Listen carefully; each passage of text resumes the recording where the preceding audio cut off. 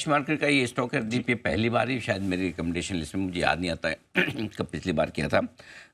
तो ये capital goods से रिलेटेड, एनर्जी से रिलेटेड स्टॉक है, पावर सेक्टर से रिलेटेड स्टॉक है। अपार इंडस्ट्रीज़, मेरे ख्याल से कल शायद सेठी साहब ने भी रिकमेंड किया था इसे, लेकिन यहाँ पर खरीदारी करने की राय है।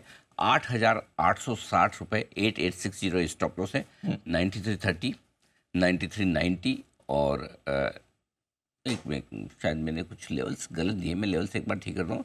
हाँ, इसके लेवल्स नोट करिए, 9030, 9090 और 9175। ये थोड़ा सा लेवल्स में चेंज कर रहा हूँ। तब तक मैं बता दूँ क्यों पसंद है।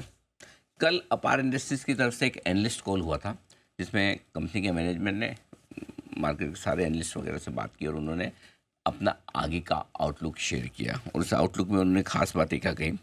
इनके जो 3 बिजनेस सेगमेंट है, एक केबल का है, दूसरा कंडक्टर्स यानी पावर से रिलेटेड है, और तीसरा ऑयल से रिलेटेड है। तीनों ही सेगमेंट बहुत बढ़िया काम कर रहे हैं और आगे बड़ी स्ट्रॉन्ग ग्रोथ का उन्होंने आउटलुक दिया है।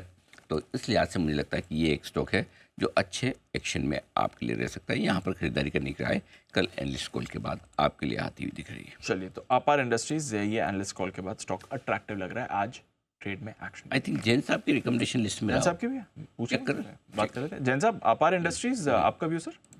बिल्कुल बिल्कुल, अपार इंडस्ट्रीज देखते ही मेरा भी छप्पड़ फाड़ हो जाता है। और अपार में अपार रिटर्न्स बने हैं लोगों के, और इनफैक्ट ये स्टॉक जहां से दिया है ये 2136% में, जब जैन साहब के जेम्स का 27 जुलाई को कंबाइंड 4 इयर्स एनालिसिस दिया था, तो ये टॉप स्टॉक था जैन साहब के जेम्स में, जो कि 2136% रिटर्न, मतलब कहने का मतलब है कि ये गजब का मल्टीबैगर बना है। और इस स्टॉक को हम 400 रुपए से आइडेंटिफाई करते करते आज यहां पहुंच गया ये। और हर बार कन्विक्शन बढ़ता है, क्योंकि ये टीएसओ में और जिस सेगमेंट्स में है ये गजब का काम कर रही है। और मैं चैनल चेक से भी बात करता हूं, क्योंकि कई बार इनके जो कंज्यूमर्स होते हैं, इन लोगों से भी हम समझते हैं कैसी कंपनी है, और जो ग्रोथ कंपनी कंटिन्यूअसली देते जा रही है, इट्स अमेजिंग। अगर आप टेक्निकली अगर इसका चार्ट देखें तो इतना एकदम स्मूथ फ्लॉलेस चार्ट है, एकदम धीरे धीरे धीरे धीरे बढ़ते बढ़ते पता भी नहीं चलता है, और कोई वॉलेटिलिटी नहीं देता। अननेसेसरी वॉलेटिलिटी हम प्राइसेस में नहीं देखते हैं। तो मुझे ये कंपनी बहुत बढ़िया लगती है, और अभी भी वैल्यूएशन के लिहाज से बहुत बढ़िया लग रही है। अनिल जी ने बहुत ही राइटली आइडेंटिफाई किया, कल सेठी साहब ने भी इसके बारे में जिक्र किया था। तो मुझे बहुत बढ़िया लग रहा है स्टॉक, और मुझे लगता है कि जो क्वार्टरली रिजल्ट्स हैं वो बहुत ही बेहतरीन एक के बाद एक आ रहे हैं। इनफैक्ट पिछले 4 क्वार्टर में ये कंपनी 200 करोड़ के ऊपर का पैट करने लग गई। आप देखिए कि 35,000 करोड़ की कंपनी और 1,000 करोड़ के आसपास अभी कमाने के लिए पहुंच जाएगी। ओवरऑल एक fantastic growth, fantastic return numbers देने वाली कंपनी।